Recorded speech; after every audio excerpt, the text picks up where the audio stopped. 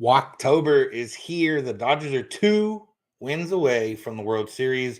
Let's talk about Game 3. Let's talk about that win. Let's get locked on Dodgers.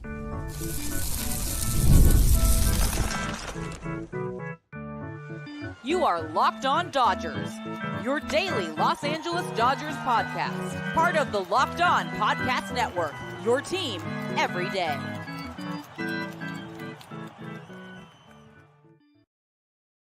Yo, Dodger fans. Welcome to Locked On Dodgers. We are part of the Locked On Podcast Network, the #1 local sports daily podcast network.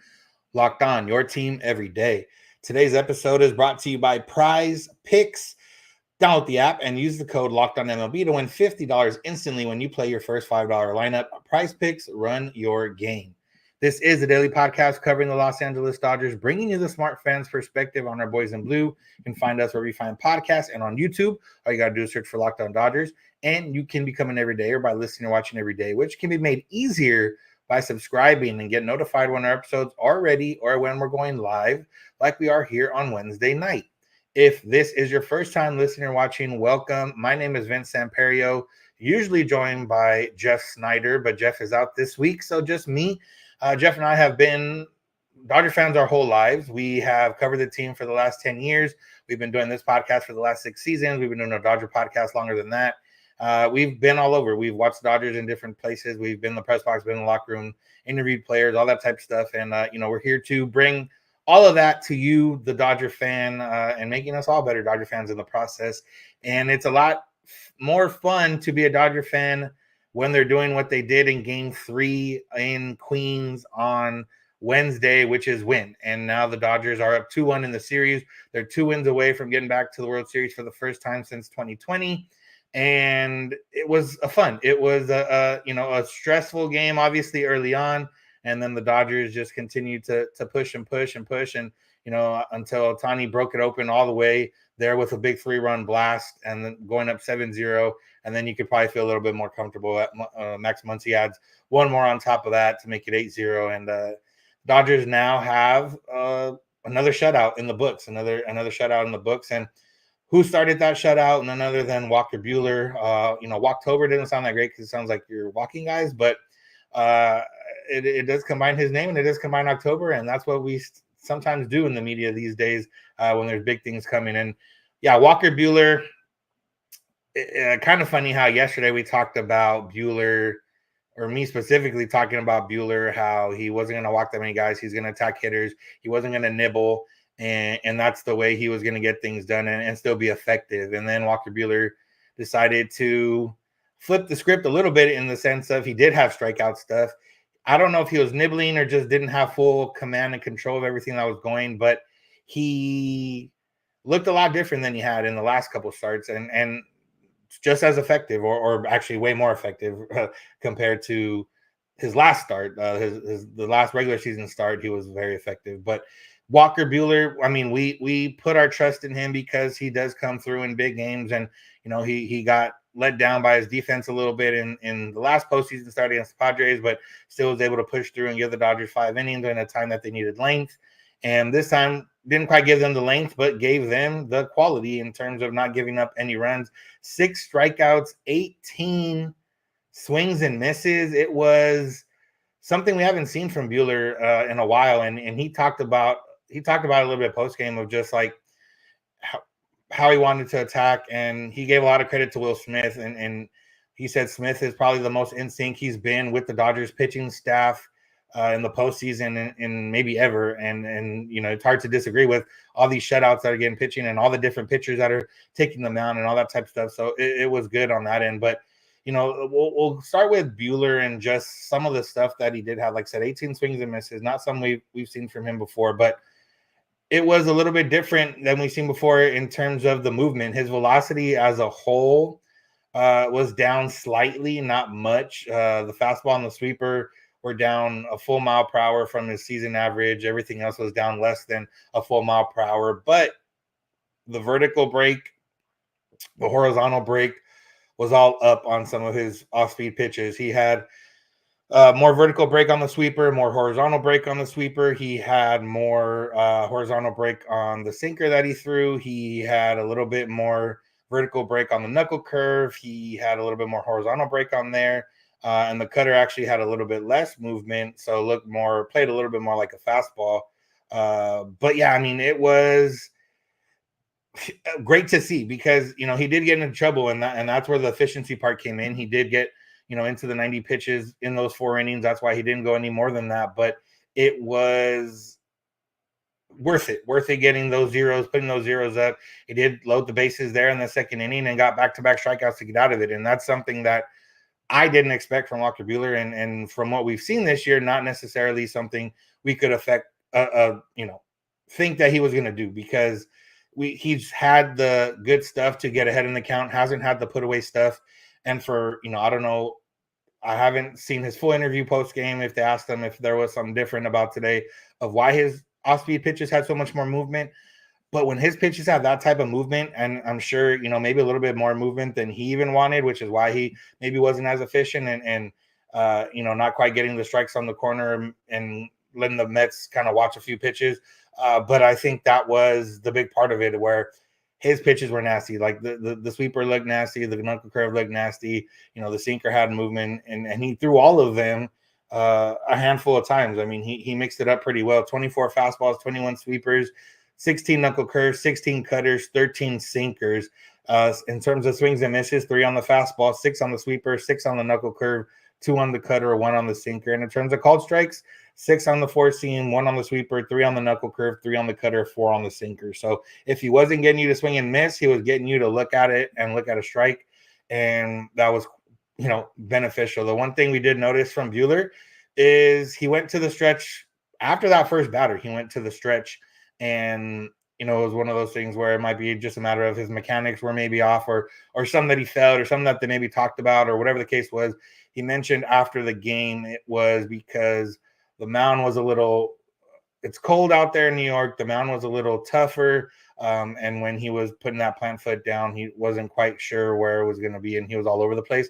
So that's why he went to the stretch, in order to just have that place, that thing supplanted, and knowing exactly where it's going to be. And obviously it worked, because he got the job done. And like I said, if he could combine what he did in this game with what he did in his last 2 starts, in terms of having the control and not walking guys, if he could combine those, we're going to get a Walker Buehler in either a Game 7 or in a World Series game that can be, pretty dominant in the Walker Buehler that we've, known to grow and love over the past few years. So it was great to see that. And, not to just harp on Buehler, but also moving on to the bullpen. I mean, the Dodgers still had to get 5 innings, and they got those 5 innings from their high leverage arms. He got, other than Ben Casperrius getting the last 2 innings, because the Dodgers had put it out of control and out of the way. So, Michael Kopech comes in, faces the top of the order, gets the job done. You had Blake Trinan, who looked pretty filthy. You had, who else did you have? You had, Ryan Brazier didn't look great, but got a big ground ball double play to end the inning. Then you had Ben Casperrius, who got the job done, and they all put up zeros, and they got to a shutout. And I think the biggest part is, like, for a Game 4, Kopech threw, I think, 11, 12 pitches. You had Trinan, threw not that many pitches. You still have Daniel Hudson available.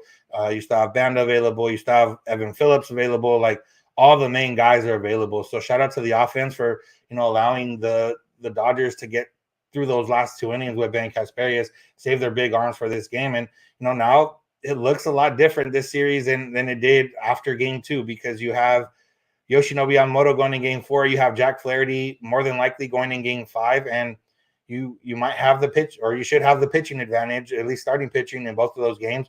You should have the bullpen advantage in the sense of, your 2 of your high leverage arms didn't go too much, and the other 2 of your high leverage arms didn't pitch at all in Game 3. And, you have a full force to go in that Game 4, and, to really put the pressure on the Mets, and also, make yourself feel a lot more comfortable. At the very least, the Dodgers can't lose this series in New York now. If all goes wrong the next 2 days, it'll come back home to Los Angeles, and they can win it here. So big Game 3 win. The stat they kept mentioning on the broadcast and on the radio was that the winner of a Game 3 in a 1-1 series goes on to win 69% of the time, 68% of the time. One of those, the Dodgers are looking to make it, a little bit more percentage there. So we're going to talk about the offense because they put up 8 runs, and it was in a little bit different way and a little bit different timing than maybe we would have wanted. But either way, they got the job done. So make sure to keep it locked on Dodgers. Today's episode is brought to you by Prize Picks. Prize Picks is the fun way to play your daily fantasy sports, the best place to get real money sports action. With over 10 million members and billions of dollars in awarded winnings, Prize Picks has made daily fantasy sports accessible to all. The best part is it's available in more than 30 states, including California, Florida, Georgia, and Texas. It's the time where you can get up to 100 times your money on Prize Picks with as little as 4 correct picks, because all you got to do is find a player, find a stat, pick more or less on that stat. You put at least 2 of those together, you have a lineup. You can build the lineup all the way out to 6, and you can put different things on there. I'm sure Walker Buehler's strikeouts were not as high as 6, so they were probably, in the 4.5 range. And if you had to put more on Walker Buehler, and if you had to put more on Shohei Ohtani RBI or hits, runs, RBIs over 1.5 or 2.5, you would have had a nice little winning lineup there. And that's as easy as it is for Prize Picks. So make sure to go download the app, check it out right now. And remember, you can get $50 instantly after you place your first $5 lineup if you use the code LOCKEDONMLB. All you got to do is download the Prize Picks app, use the code LOCKEDONMLB, and you'll get $50 instantly after you play your first $5 lineup. It's a lot of fun. Go check it out. Prize Picks, run your game. Well, thank you for making Locked On Dodgers your first listen of the day. Make sure to find us wherever you get podcasts and on YouTube. You can subscribe and get notified when our episodes are ready or when we're going live, like we are here right now on YouTube. You can check out Locked On Sports Today and Locked On Sports Los Angeles, 2 24/7 streaming channels from the Locked On Podcast Network, bringing you the biggest news and stories from the sports world and the LA sports world.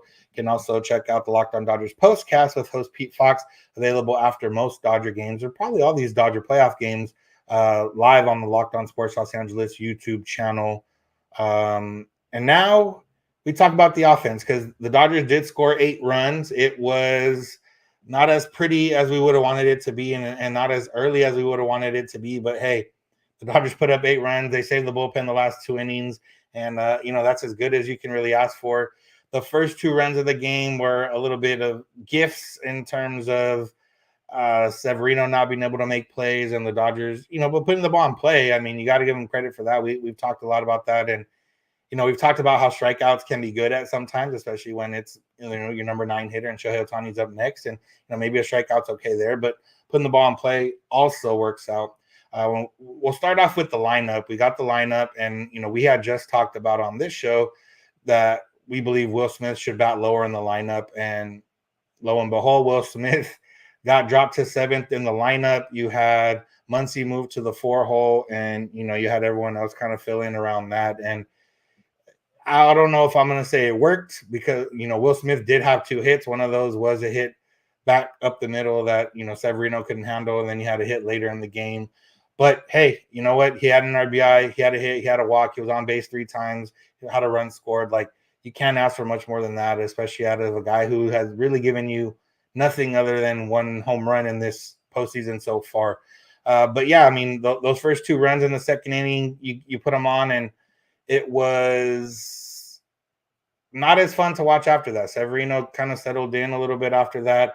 The Dodgers, it felt like they were missing some good pitches, and maybe, Dave Roberts talked about why the Dodgers have maybe struggled in the past few postseasons, and mentioned missing on the fastballs as a reason for that, and maybe having too much in their head, or thinking of too much about other stuff, or whatever the case is, and getting beat on the fastball. And I think that's still happening this postseason, but they're also crushing the off-speed pitches and making the other pitcher work. Like Severino, didn't get out of the 5th inning, probably could have if they really wanted to push him, but he was not like he was pitching well.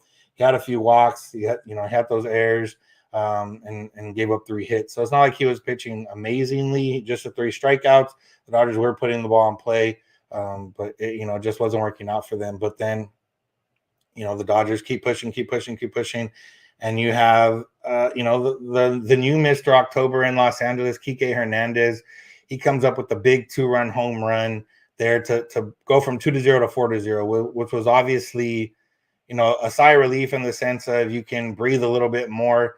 I put something out on Twitter during the game of when you're in the postseason, it's funny when your team is up down 2-0, it feels like you're down 10-0. And when it feels like you're up 2-0, it feels like you're tied 0-0. And that's kind of how it felt like. The Dodgers had that 2-0 lead, but you just didn't really feel comfortable. And knowing, Buehler was almost gave up runs, and then you go to the bullpen and you're kind of trying to count the outs, and you're like, man, they're gonna have to use Hudson and Phillips and Trinan and Kopech and maybe Banda or somebody else in there, and you're trying to count those outs. And going from 2-0 to 4-0 was huge. And Kiké continues to come through for the Dodgers. He didn't come through in game 2 on the couple of chances he had, but he crushed a hanging breaking ball on this one and gave the Dodgers that breathing room they had. And we're going to talk a little bit about Shohei Ohtani more in the next segment, but he comes through with the big home run that breaks it open fully, that allows them to save their bullpen arms.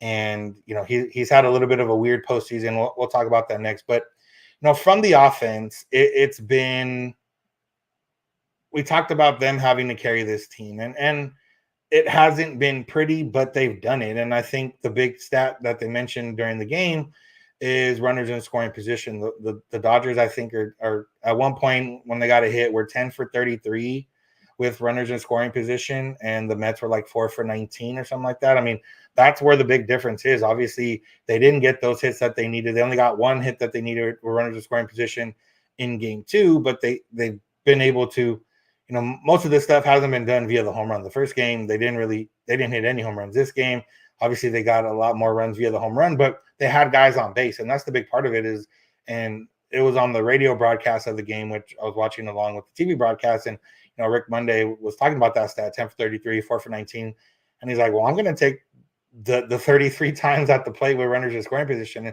and that's the thing with this Dodgers. Even though we've talked about them in the past of, the offense is tough, and I'm one, like, once it gets to the postseason, like, for whatever reason, it's been conditioned in me that the Dodgers aren't going to hit, and probably because sometimes they haven't hit, and a lot of times they haven't hit, and when they do hit, you don't necessarily remember it. You're just happy that they did get that hit, and I think when you get frustrated when they don't get that hit, that's what sticks with you. But the Dodgers have hit well with runners in scoring position this postseason, and they've had a lot of chances, and maybe that's why, if you don't feel that is the case, that might be why, just because there have been so many chances and they haven't done it.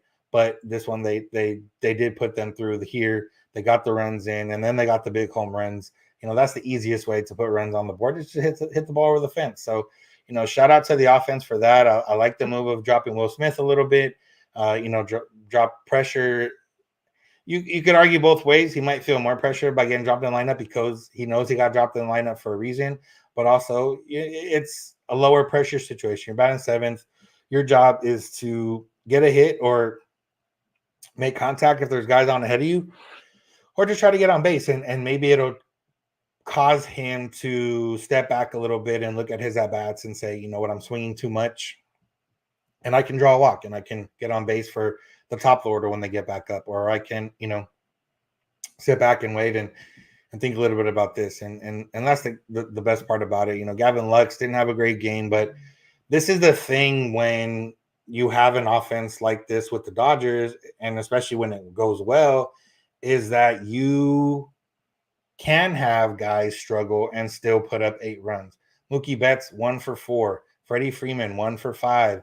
Teoscar Hernandez, 0 for 5. We talked about how you can't have the first 5 guys in your lineup go 0 for.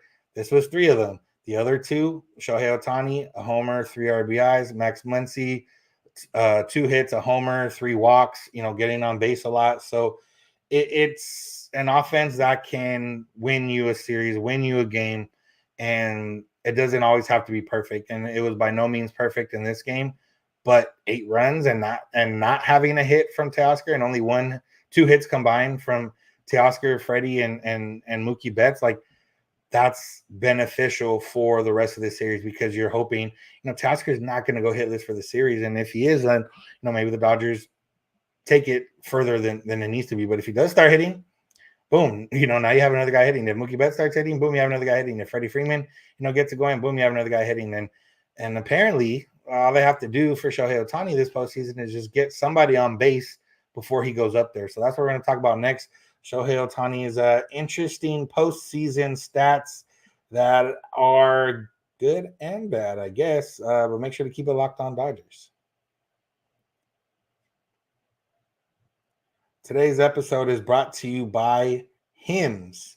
Sometimes intimate moments happen spontaneously, and we always want to be ready so we can perform in the bedroom. And Hims provides access to treatments that can help you stay hard and last longer, giving you that boost of confidence so you can be ready whenever the mood strikes. Hims is changing men's healthcare by providing you with affordable sexual health treatments from the comfort of your couch. Hims provides access to a range of doctor-trusted ED treatments like chewable hard mints and Viagra and Cialis and their generics for up to 95% cheaper. The process is 100% online, so there's no need for uncomfortable doctor visits. All you got to do is answer a series of questions on their site, and a medical provider will determine the right treatment option. If prescribed, your medication shipped directly to you in discreet packaging for free. No insurance is needed, and one low price covers everything from treatments to ongoing care. With hundreds of thousands of trusted subscribers, Hims can help you find the ED option that works for you. Start your free online visit today at hims.com/lockedon. That's HIMS.com/lockedon for your personalized ED treatment options. hims.com/lockedon. Products mentioned are chewable compounded products which are not approved by or verified for safety or effectiveness by the FDA. Prescriptions require an online consultation with the healthcare provider who will determine if appropriate. Restrictions apply. See website for details and important safety information. Subscription required. Price varies on product and subscription plan.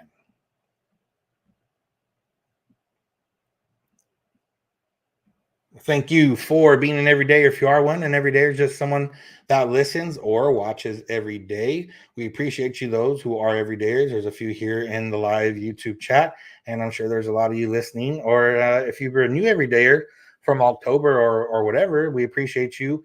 If you're not an everydayer, you can become one by starting to listen or watch every day. If you're not ready for that, you can start listening at least one extra time. If you want to listen just on game days, that's fine. Build your way up, whatever you want to do. We appreciate it. And remember, you can go beyond the podcast and become a Locked On Dodgers insider at joinsubtext.com/Locked On Dodgers. You'll get text directly from us with any updates from the Dodgers throughout the day. If you're not online, we're there for you to keep you up to date with your team. So go to joinsubtext.com/Locked On Dodgers. All right, so I want to talk about Yamamoto and Game 4, but this first half of the segment, I wanted to talk about Shohei Ohtani just because it's been an interesting postseason for Ohtani. And, you know, we've seen the stats. They are popping up everywhere right now. In the postseason, Shohei Ohtani is 7 for his last 9 when there's a runner on base. He is 0 for 22 when there's nobody on base, which is such a crazy stat just for the simple fact of, like, it's pretty hard to go for 22 in general if you're a major league player. Very hard to do so if you're Shohei Ohtani, who's one of the best players in the world. And the thing is, I don't see it as a matter of him trying too hard. You know, his swings are always the same. I don't see him, I don't know, whatever it is, you know, I don't think it's a bad thing. Obviously, if anytime there's a runner on base, you're 7 for 9. That's a good thing, especially, you know, a big 3-run home run in Game 1 of the DS. You know, a nice back-breaking home run here in Game 3 of the CS. You're not going to complain overall about that, but it is interesting. And I've seen some people kind of wonder if the Dodgers should maybe move the lineup around a little bit, like switch him and Mookie Betts. And Ohtani, for whatever reason, seems to be comfortable in the leadoff spot. I don't think Mookie's hitting well enough to maybe justify it. And, you know, maybe if you flip them, that does change it. But I don't think there's enough precedent there or enough impetus there to really want to do that, just for the simple fact of they are winning. Like, you know, they've made it this far. They're up 2-1 in the series. And you don't really want to change the top of the order. You don't really want to change the guys that really got you here. You know, Will Smith, if it was him just struggling in the postseason, you know, I don't know if I would have advocated as hard for him to be moved around. But Smith's been struggling. the entire second half of the season and into the postseason. And, that's why it's a lot more justified to move him down in the lineup. It doesn't seem like a knee-jerk reaction. Flipping Ohtani and Mookie right now would be a little bit of a knee-jerk reaction. And again, the only time Ohtani comes to bat as the first hitter, the only guaranteed time Ohtani comes to bat with nobody on base is when he leads off the game. Like, that's the only time. There can be runners on every other time Ohtani does. Now, obviously, there's been there's been 5 games, there's been 5, 3, 8 games. So there's been 8 times where he has started the game and gone over, but there's also been 14 times where he's come up to bat with nobody on base at different parts of the game. And, there's also been the 9 times where he has come on base. Like, so it's 9 versus 14. It's not that big of a difference. And again, it doesn't mean that it's going to keep going. It might just be a matter of, when he has come up with those times, they've been against guys that he, can see different. Guys are pitching. I think the biggest part is guys can have to pitch him different with runners on base because you have Mookie Betts behind him. You have Freddie Freeman behind him or Teoscar behind him. Like, you have to give him more pitches in the zone. When there's nobody on base, you can play around a little bit more. You can, try to get him to chase. You can try to mix up your pitches a lot more. You can avoid throwing him too many fastballs or whatever the case is. And I think it's a little bit of an anomaly just in the fact of, like I said, it's pretty hard to go 0 for 22 as a major league player, major league quality player. Very hard to do so if you're Shohei Ohtani. And obviously overall the numbers are 7 for 29, which isn't amazing, but he's gotten the big runs when you need them. And that home run was monstrous. So appreciate that. And then you have guys around him. We talked about Kiké's big home run and his big postseason. There's some of the stats flying around for Kiké right now, or he has the same amount or close to the same amount of at-bats in the postseason as Aaron Judge, has more home runs than Aaron Judge. He's currently right now 7th or 8th among active players for home runs in the postseason. And yeah, for whatever reason, and he talked about it after game 5 of, they asked him kind of why they think he does so well in October. And he said before game 5 of the NLCS in 2017, he visualized what he wanted and visualized what he thought he could do and everything else. And that's the night he went out there and hit 3 home runs en route to sending the Dodgers to the World Series for the first time since 1988. So whatever the visualization is, continue to do it. I'm glad he's in the lineup every day now. There's going to be games like game 2 where he doesn't get that big hit, but more often than not, from what we've seen from Kiké, he does come through when it matters. And, he's in that 9 spot.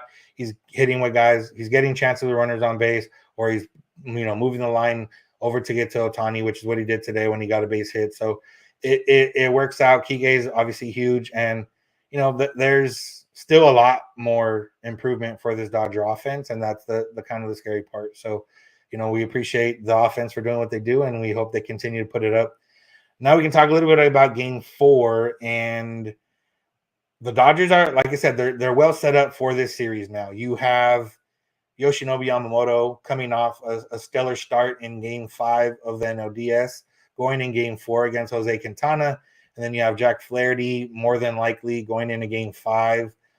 I do think it's a possibility if the Dodgers win game 4, they might go to a bullpen game in game 5.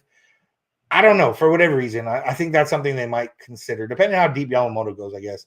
But if they win game 4, you go with Flaherty and you go with, you go for the juggler, you end the series in New York. That's realistically what I think about it. I don't know if there's anything more to say beyond that. But, for Yamamoto,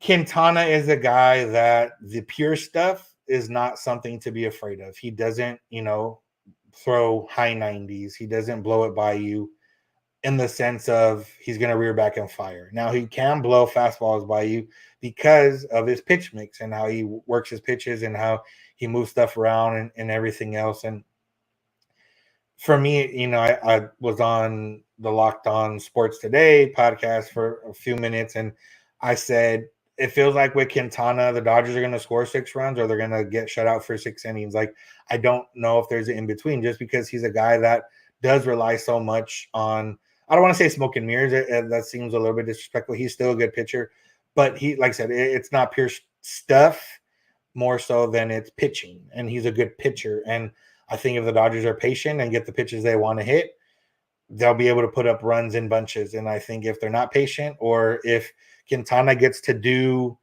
what he wants to do to the Dodgers hitters in terms of the execution, then it could be a long night for Dodgers hitters. But I'm going to stick to the side of optimism and hope that the Dodgers can get to Quintana, get back into that Mets bullpen. They had to use Tyler McGill for a few innings. He's not going to be available in this game. You know, we've seen some of the other high leverage on from the Mets if it is a close game.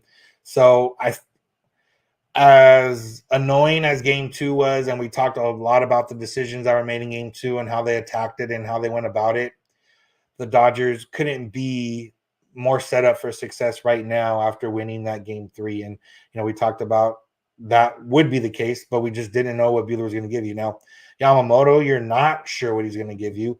He's pitched well one time this postseason. He's not pitched well the other time. He's pitched well one time in New York against the other team in the regular season.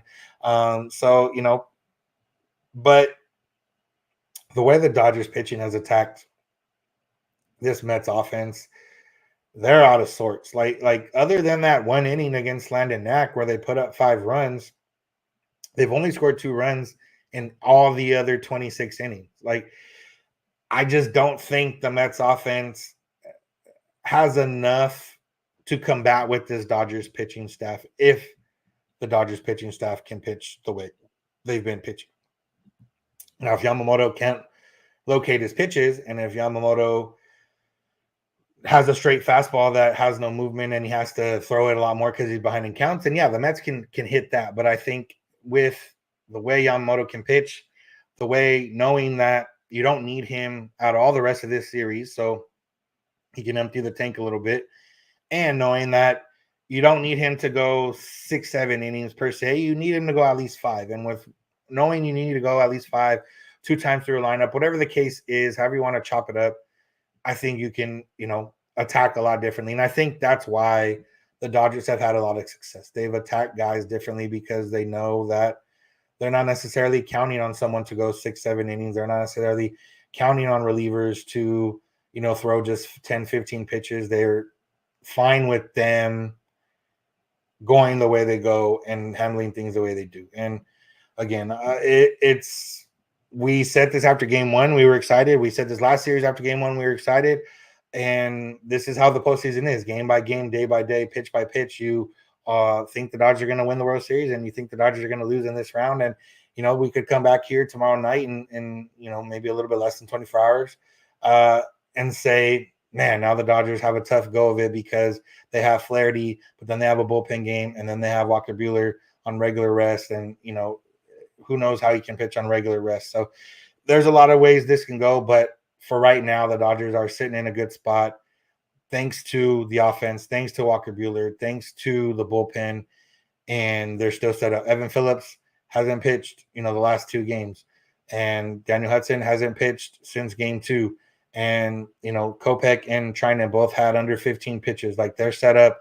If Yamamoto can give them at least 5, the Dodgers can get the rest of the way there. And if the offense can put up runs, you know, they're going to have a 3-1 series lead before we know it. So that's going to do it for today's episode. Thank you all for listening. Thank you for making Locked On Dodgers your first listen of the day. Appreciate everyone watching live here and setting the chat going. We appreciate you who are listening in the morning on your way to work or at the gym or wherever you're doing. And we appreciate you, any of you that are listening at any other time, because we appreciate all our listeners. Remember, you can subscribe to Locked On Dodgers on YouTube or wherever you get podcasts. You can come in every day or by listening and watching every day. You can check out the Locked On Sports Today and Locked On Sports Los Angeles YouTube channels. They're streaming 24/7 from the Locked On Podcast Network, bringing the biggest news and stories from the sports world and the LA sports world. Locked On Dodgers Postcast with host Pete Fox is available on the Locked On Sports Los Angeles YouTube channel live after these Dodger games. You can go beyond the podcast, become a Locked On Dodgers insider by going to joinsubtext.com/Locked On Dodgers. You can text directly from us, bringing you the biggest news from the sports or from the Dodgers day. You can follow us on social media, Twitter, Instagram, and TikTok at Locked On Dodgers. Jeff's on Twitter at Snydog. I'm at Vincenz91. You can email us, lockedondodgers@gmail.com, or you can get a hold of us via voicemail or text at 323-863-5625. We're here every weekday morning, and we hope you'll be here with us when you get in your car or if you're at home. Tear my device, play the podcast, Locked On Dodgers. And remember, you don't have to agree. You just have to listen. Have a good one.